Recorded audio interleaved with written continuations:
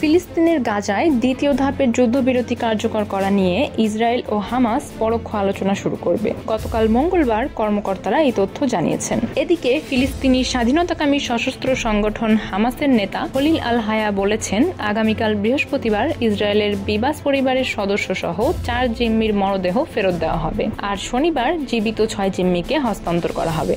Israeli প্রধানমন্ত্রী Benjamin নেতানিয়াহুর কার্যালয় জানিয়েছে, বৃহস্পতিবার 4 জিম্মির মরদেহ, শনিবার 6 জীবিত জিম্মি ও এরপর আরও 4 জনের মুক্তি নিশ্চিত করতে কায়রোতে একটি চুক্তি হয়েছে। তবে জিম্মিদের কারো পরিচয় প্রকাশে অস্বীকৃতি জানিয়েছে নেতানিয়াহুর কার্যালয়। যুদ্ধবিরতি চুক্তির দ্বিতীয় ধাপের আলোচনা গত 4 ফেব্রুয়ারি শুরু হওয়ার কথা ছিল, কিন্তু আলোচনা এখনও আনুষ্ঠানিকভাবে শুরু হয়নি বলে জানিয়েছে কাতার। দেশটি মিশর ও যুক্তরাষ্ট্রের সঙ্গে মিলে ইসরায়েল ও হামাসের মধ্যে স্থায়ী যুদ্ধবিরতি প্রতিষ্ঠায় মধ্যস্থতার কাজ করছে।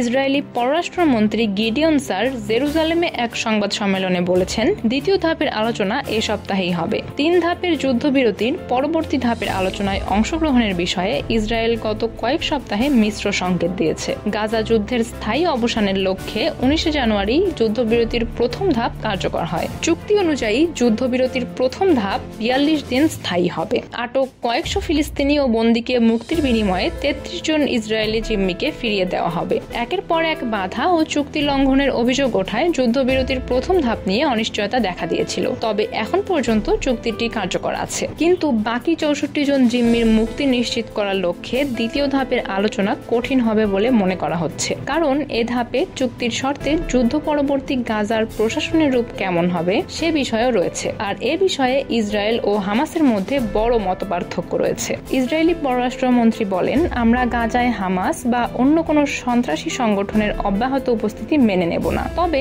আলোচনা গঠনমূলক হলে ইসরায়েল যুদ্ধবিরতি দীর্ঘায়িত করতে পারে এবং আলোচনায় অংশগ্রহণ বজায় রাখতে পারে।